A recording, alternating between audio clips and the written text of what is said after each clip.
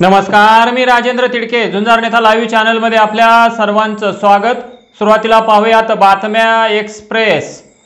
शिवसेनेच्या 16 आमदार अपात्र प्रकरणी सर्वोच्च न्यायालयातील सुनावणी पुन्हा लांबणीवर। उद्धव ठाकरे गटाचे पुन्हा टेन्शन वाढले। राज्यातील निवडणुका पुन्हा एकदा लांबणीवर। स्थानिक स्वराज्य संस्था ओबीसी आरक्षणाबाबतची सुनावणी आता 28 नोव्हेंबरला। दबाव आणण्याचा प्रयत्न। आमदार अपात्रता प्रकरणी राहुल नार्वेकर म्हणाले, कितीही प्रभावित करा, मी नियमातच काम करणार। नांदेडच्या घटनेची सीआयडी चौकशी करा। शिंदे गटाचे संजय सिरसाट यांची मागणी। म्हणाले, सदोष मनुष्यवधाचा गुन्हा दाखल करा। सरकार आदिवासींच्या मागे ठामपणे उभे। आदिवासींच्या आरक्षणात कुणालाही वाटा नाही। मंत्री विजयकुमार गावित यांची ग्वाही। अजित पवार यांची नाराजी संपली का? पुण्याचे पालकमंत्रीपद दिले, पण नाशिक, रायगड, साताऱ्यावरून अद्याप सीएम शिंदेंशी मतभेद। खासदार हेमंत पाटील यांच्या विरोधात संभाजीनगरमध्ये आंदोलन। घाटीतील प्राध्यापकांची जोरदार घोषणाबाजी। कारवाई करण्याचीही मागणी। युवा संघर्ष यात्रा। राहुल गांधीप्रमाणे महाराष्ट्र यात्रा काढण्याची रोहित पवारांची घोषणा। पुणे ते नागपूर 800 किलोमीटर करणार पायी प्रवास। आणि राष्ट्रपती राजवट लावण्याची आयडिया शरद पवारांची होती। देवेंद्र फडणवीस यांचा गौप्यस्फोट। एनसीपी फोडून पवारांचा बदला घेतला का? आणि आता बातमीपत्र बीड जिल्ह्याचं आणि राज्यातील इतर घडामोडींचं सविस्तर। गेल्या काही महिन्यांपासून रखडलेल्या पालकमंत्री पदांच्या निवडी आज अखेर जाहीर झाल्या आहेत।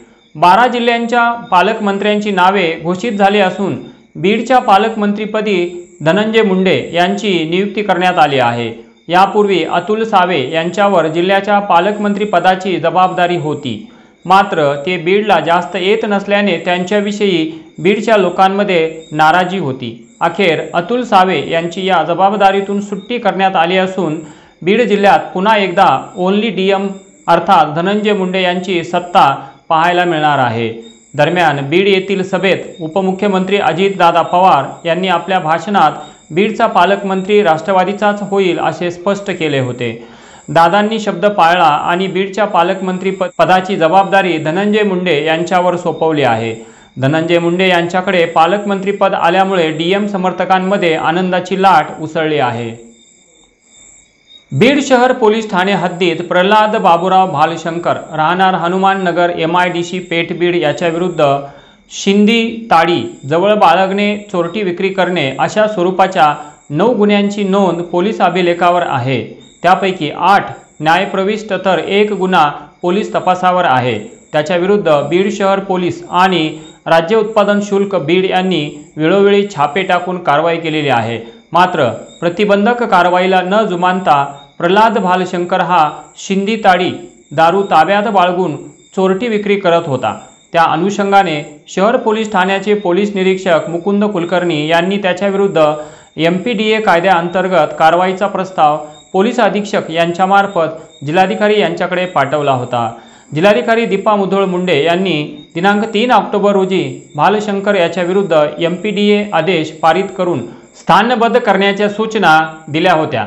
बीड शहर ठाण्याचे पोलीस निरीक्षक मुकुंद कुलकर्णी यांनी स्थानिक गुन्हे शाखेचे पोलीस निरीक्षक संतोष साबळे यांच्या मार्गदर्शनाखाली प्रल्हाद भालशंकर याला ताब्यात घेऊन त्याची रवानगी छत्रपती संभाजीनगर येथील हर्सुल कारागृहात केली। सदरील कामगिरी ही पोलीस अधीक्षक नंदकुमार ठाकूर, अप्पर पोलीस अधीक्षक सचिन पांडकर, पोलीस उपाधीक्षक संतोष वाळके, पोलीस निरीक्षक संतोष साबळे यांच्या मार्गदर्शनाखाली पोलीस निरीक्षक मुकुंद कुलकर्णी, पोलीस उपनिरीक्षक किरण पवार, अंमलदार सुशील पवार, अशफाक शेख, शेख शहनशाह, बाळासाहेब सिरसाट यांच्यासह स्थानिक गुन्हे शाखेचे पोलीस हवालदार अभिमन्यू अवताडे, बाप्पासाहेब घोडके आदींनी केली। हल्ली बीड जिल्ह्यामध्ये लाचखोरींचे प्रमाण प्रचंड वाढले असून पाटोदा पंचायत समितीमधील विस्तार अधिकारी कृषी जयेश मुकुंद भूतपल्ले वय 36 वर्षे यांनी तक्रारदार यांच्या कृषी सेवा केंद्रातील औषधांचे सॅम्पल न घेण्यासाठी व वर्षभराच्या सीझनमध्ये कारवाई न करता सहकार्य करण्यासाठी दिनांक 6 सप्टेंबर 2023 रोजी पंचासमक्ष 10,000 रुपये लाचेची मागणी केली होती। त्यानुसार आज बुधवार दिनांक 4 ऑक्टोबर 2023 रोजी पंचासमक्ष आरोपी जयेश मुकुंद भूतपल्ले यांना 10,000ची लाच स्वीकारता असताना धाराशिव येथील ACBच्या टीमने रंगेहात पकडले। या प्रकरणी पाटोदा पोलीस ठाण्यात गुन्हा दाखल करण्यात आला आहे। ही कारवाई लाचलुचपत प्रतिबंधक विभागाचे पोलीस अधीक्षक संदीप आटोळे, धाराशिवचे उपाधीक्षक सिद्धाराम मेहत्रे, सापळा अधिकारी नानासाहेब कदम, अंमलदार विशाल डोके, विष्णू बेळे, सिद्धेश्वर तावस्कर, अविनाश आचार्य, दत्तात्रय करडे आदींनी केली।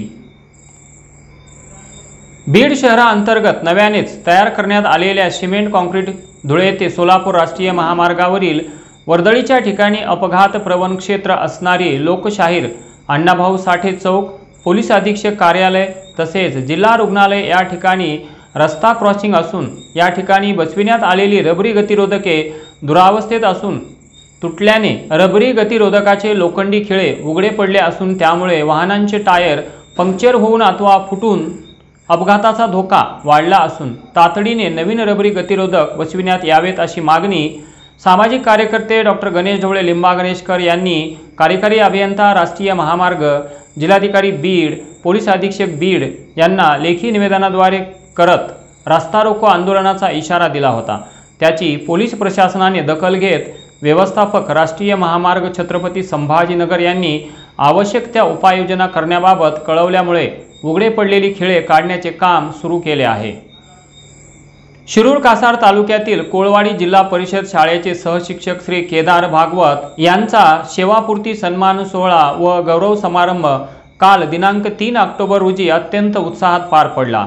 या प्रसंगी जिल्हा परिषद सदस्य रामदास नाना बडे, शिरूर कासार पंचायत समितीचे माजी सभापती बबनराव चौधरी, पत्रकार गोकुळ सानप, राय मोहकर, तहसीलदार बाळासाहेब खेडकर, पंचायत समितीचे बीडीओ सचिन सानप, गट शिक्षण अधिकारी जमीर शेख, दिलीप अण्णा जायबाये, अजिनाथराव गवळी, माजी सभापती बाबूराव केदार, सरपंच ज्ञानदेव अण्णा केदार, इंजिनियर एम.एन. बडे यांनी उपस्थिती दर्शवून शुभेच्छा दिल्या।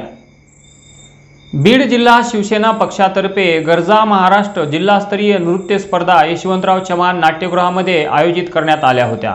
त्यामध्ये प्रगती विद्यालय बालेपीर बीडच्या कीर्ती बडे, गुजर साक्षी, भोंडवे ऋतुजा, नागरगोजे तेजस्विनी, खाकरे वैष्णवी, बडे संस्कृती, अक्षरा पाचकोरे, सृष्टी नागरगोजे या विद्यार्थ्यांनी भाग घेत योद्धा बनगईमय या गीतावर उत्कृष्ट डान्स करत जिल्ह्यात तृतीय क्रमांक पटकावला।